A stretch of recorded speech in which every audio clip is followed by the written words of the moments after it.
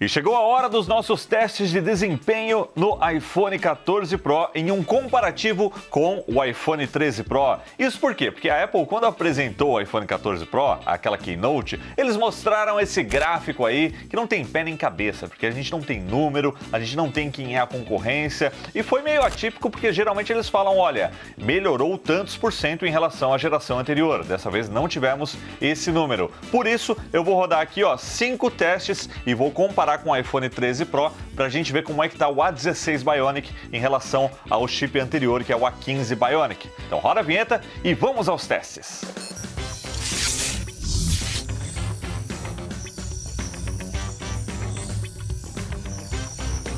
Então nós vamos rodar 4 benchmarks e um teste de render de vídeo no iPhone 14 Pro e também no iPhone 13 ao mesmo tempo. São 2 benchmarks de CPU, são 2 benchmarks gráficos e o LumaFusion num export de vídeo em 4K 30, uma conversão de vídeo. Então vamos lá, deixa eu posicionar ele aqui, a gente vai rodar os benchmarks aqui acelerados e comentar os resultados. E eu preciso apoiar esse outro menino aqui, vou dar uma dica muito valiosa, que é um acessório que eu uso no meu iPhone, o pessoal vive perguntando, que é esse suporte aqui, da ESR. Vocês não imaginaram que ia ter um unboxing de suporte num vídeo de benchmark, né? Mas eu vou mostrar aqui porque é interessante. Quando você compra, ele vem nessa caixinha, o link está aí na descrição. E aí você tem aqui, uns paninhos para você limpar a capinha do seu celular ou o seu celular e o suporte, que como vocês podem ver, aguenta o tranco. Você pode usar ele dessa forma também. E é muito simples, né? Ele vem com um adesivinho 3M aqui atrás, você tira esse adesivinho e cola na capinha ou direto no celular. A hora que você quiser tirar, você tem um de reserva aqui também para colocar em outro celular. Então eu vou aplicar ele na capinha que eu tenho aqui do iPhone 14 Pro, aquela capinha de couro da Apple. Então é só ajustar o ângulo aqui, nem atrapalha no carregamento do MagSafe. E pronto, tá colado aí, você tem um suporte, um kickstand integrado na sua capinha favorita ou direto no celular se você não gosta de capinha. Link na descrição aí desse pequeno acessório que é muito útil. Dito isso, vamos então ao primeiro benchmark, que é o Geekbench 5. E uma coisa que eu vou fazer aqui no nosso teste é colocar o brilho dos 2 iPhones no máximo. Isso porque o brilho do iPhone, ele é um indicador do thermal throttling. Quando o smartphone ele aquece demais, ele reduz um pouco o brilho para evitar aí problemas por superaquecimento. Então, o primeiro que rolar um thermal throttling aqui, a gente vai ver o brilho sendo reduzido. Você deve ter percebido isso, às vezes o brilho ele cai um pouco e aí você vem aqui, você mexe aqui, você faz isso aqui, mas fica no mesmo nível de brilho. Isso por quê? Porque ele está superaquecendo, aí ele reduz a intensidade do brilho da tela. Então vai ser meio que um indicador visual de thermal throttling aqui no nosso teste. Eu coloquei aqui o brilho no talo, a gente vai compensar a câmera, né? Porque senão não dá para ver nada. Eita, olha só, ficou até escuro aqui atrás, mas vocês entenderam a ideia, né? Deixar o brilho deles no talo para ver qual que diminui porque está esquentando primeiro. E vamos ver se os iPhones 13 têm um problema mesmo, como eu comentei no ano passado na cobertura, porque durante os testes benchmark ele esquentava bastante muito rápido. Vamos primeiro aqui então rodar o Geekbench 5. E aqui nós temos as informações também, né, sobre o A16 Bionic aqui com 6 GB de memória RAM. Memória RAM não mudou nos modelos Pro e nos 14 também temos 6 GB, o 14 e o 14 Plus. Então é 6 GB em todos os iPhones 14. 3, 2, 1...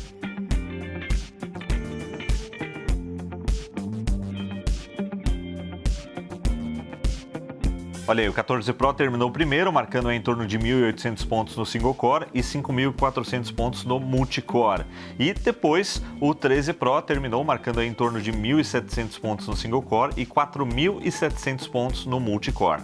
Então olha aí, segundo esse teste nós tivemos sim um ganho de desempenho até considerável, não é insignificante. Isso confirma o que eu falei no último Loopcast, né, que muitos sites, muitos blogs estavam falando que não mudou nada, comparando o mesmo resultado, mas tinha alguns que falavam não, aumentou e estava dando em torno de 5.400 mesmo. Então nós temos aí uma melhora tanto no single core quanto no multicore, 7,5% a mais de desempenho no single core e quase 14% no multicore, que é o que realmente importa suporta aí no dia a dia. Então é uma melhorada considerável, mas vamos ver se isso vai ser consistente nos outros testes. E aqui também não rolou thermal throttling, mas vamos ao 3D Mark. O 3D Mark eu sei que é meio complicado, aí um benchmark gráfico. E no 3D Mark nós vamos rodar o teste Wildlife Extreme, que demanda bastante do processamento gráfico aí do iPhone. Vamos começar aqui os dois ao mesmo tempo.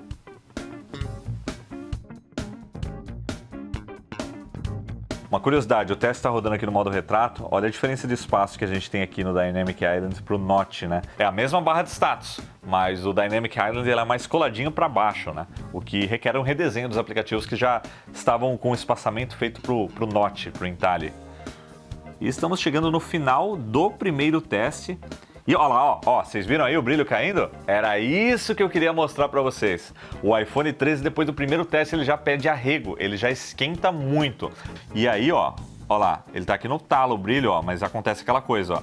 Daqui para cima é o mesmo brilho, ele já reduziu por conta do thermal throttling. Em termos de pontuação, o iPhone 14 Pro ele marcou 3.373 pontos, ou 20.2 quadros por segundo, e o iPhone 13 Pro marcou aí 2.691 pontos, ou 16.1 quadros por segundo. Se a gente for medir esse desempenho pelos quadros por segundo, de 16.1 para 20.2, um aumento aí de 25% no desempenho gráfico do A15 para o A16.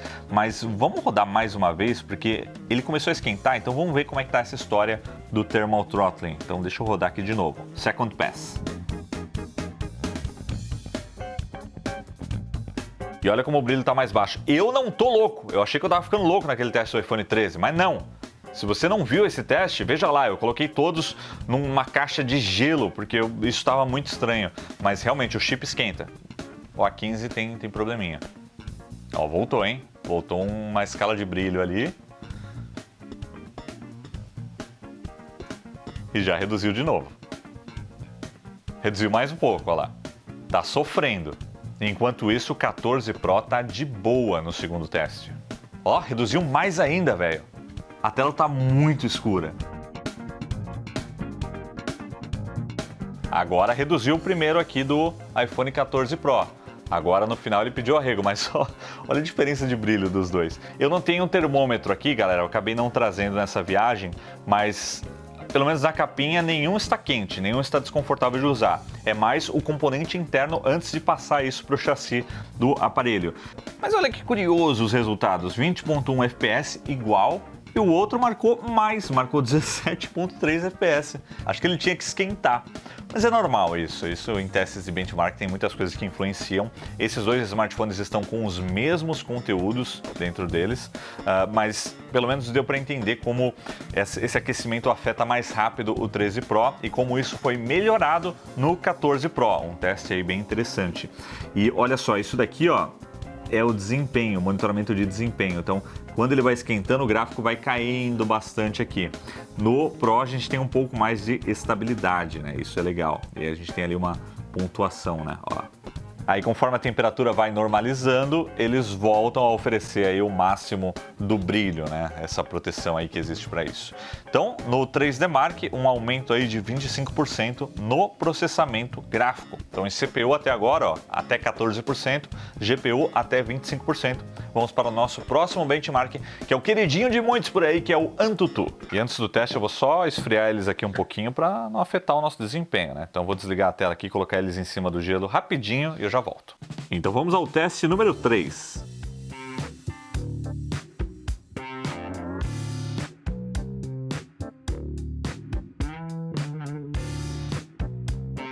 Agora parece que o 13 Pro deu uma esquentadinha, hein? Reduziu bastante aí o brilho.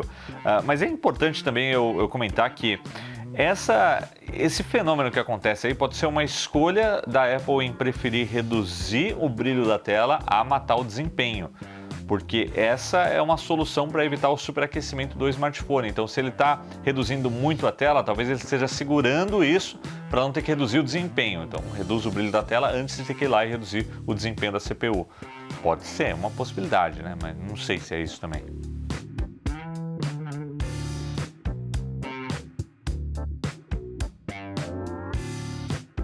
Teste concluído no iPhone 14 Pro e o iPhone 13 Pro está ainda no finalzinho ali, rodando a última cena, chegou aí. Temos aí os resultados então.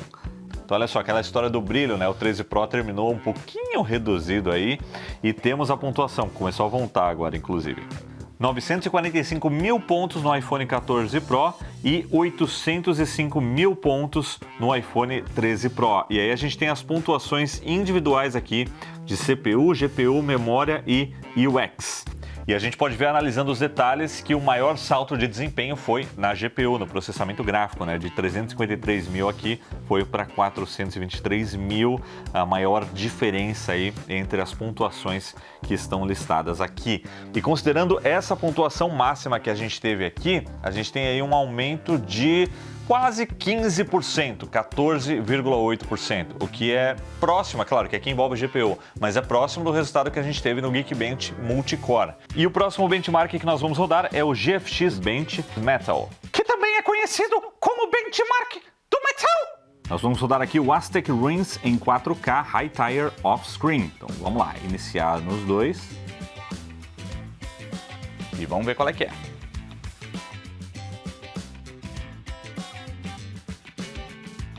E temos o resultado, e olha lá, mais uma vez a tela do iPhone 13 Pro totalmente escura. Então a gente constatou aqui que é no desempenho gráfico que o A15 Bionic sofre e acaba esquentando demais o iPhone 13 Pro. Vamos aos resultados. iPhone 14 Pro, 22,8 quadros por segundo, iPhone 13 Pro, 20,3 quadros por segundo. Então, nesse teste específico aí do GFX Bench, uma melhoria de 11% no desempenho gráfico. Agora chegamos ao nosso último teste, que não é um benchmark, na verdade é um teste mais prático aí do dia a dia, que é uma conversão de vídeo, um processamento de vídeo. Eu vou pegar um arquivo de vídeo gravado no iPhone 13 Pro, jogar ele no iPhone 14 Pro, abrir o LumaFusion, um editor de vídeo, vou colocar ele na timeline e vou exportar, ou seja, vou fazer um render de vídeo em 4K 30, a gente vai ver o tempo que cada um desses iPhones leva. Então eu estou aqui no LumaFusion com um arquivo de vídeo 4K 30, o mesmo arquivo de vídeo que tem 1 minuto de duração nos dois iPhones, né? É o mesmo arquivo de vídeo que eu gravei durante os testes para um outro vídeo que vai ter aqui no canal, comparando esse modo de ação com a estabilização aí do iPhone 14. Aguardem que terá. Então o que a gente vai fazer? A gente vai exportar esse vídeo. Esse vídeo é 4K 16:9, a gente vai exportar ele em 9:16, fazendo um upscaling, né? um crop, que é algo bem comum aí no dia a dia. Então, ó, vou selecionar aqui a resolução 4K, 75 megabits, 4K aqui também, 75 megabits, e vamos lá, vamos exportar esse vídeo.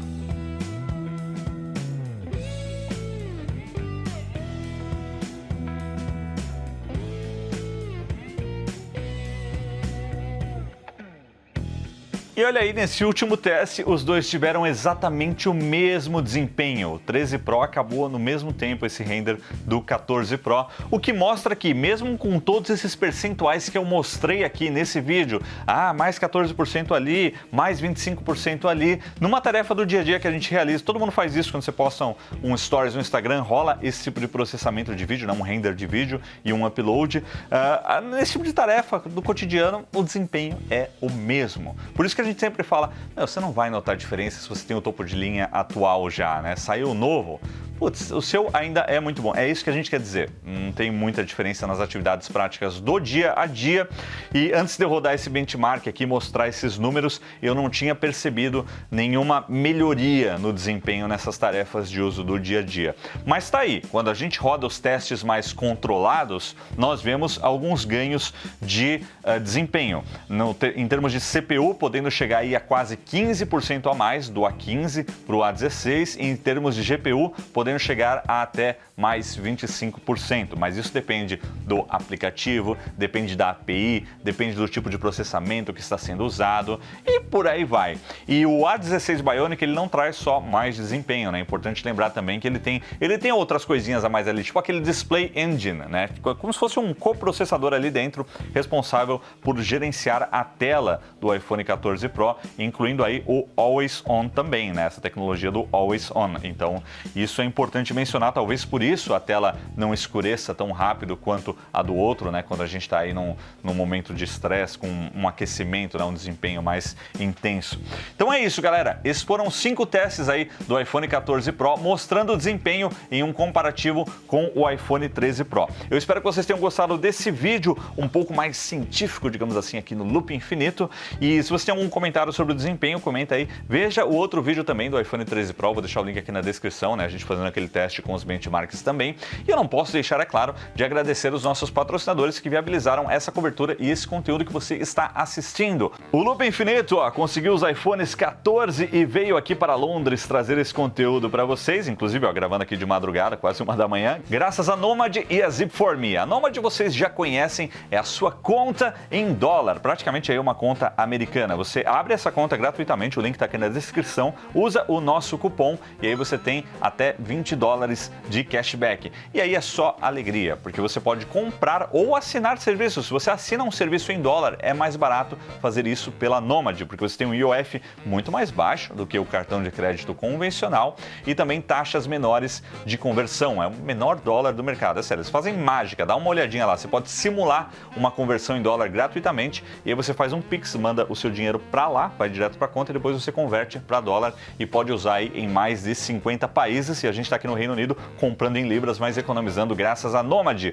O link está aí na descrição e também a Zip4Me, que é o seu endereço para o redirecionamento de compras lá nos Estados Unidos. Abre a sua conta gratuitamente e aí você passa a ter um endereço físico lá em Portland, no estado de Oregon, onde não há imposto fiscal. Então aquele sales tax, aquele percentual adicional, que é a hora que você coloca a sua compra no carrinho, que é uns 7, 8%, dependendo aí do estado, não tem, você já economiza e aí você redireciona o seu produto, pode até mandar várias coisas lá, comprar uma coisa no eBay, uma na Amazon, uma na Apple, monta uma caixa, manda para sua casa, declara tudo certinho, chega sem dor de cabeça. Zip4Me. E também tem o cupom do Loop aqui, ó. Primeira taxa de serviço é por nossa conta. Por fim, Cacau.co, um seguro aí para o seu smartphone. Todos esses links estão na descrição. E eu me despeço aqui de vocês perguntando o que vocês acharam desse vídeo. Tem mais algum teste que vocês querem ver no iPhone 14 Pro? Comenta aí. Vou ficando por aqui, mas a gente se vê em breve. Valeu, galera, e até a próxima!